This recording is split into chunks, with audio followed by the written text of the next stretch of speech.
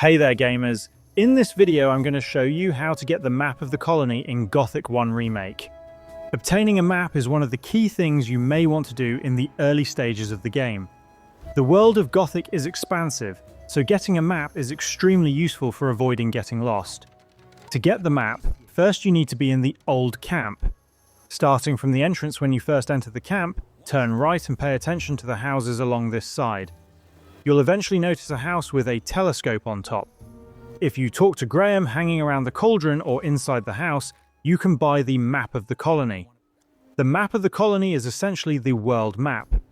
Acquiring it makes navigation much easier, and you can keep track of important locations around the world using map markers. And that's how to get the map of the colony in Gothic 1 Remake. Please do drop a like and subscribe, it really helps the channel grow, and I'll see you in the next tutorial. Thank you so much for watching.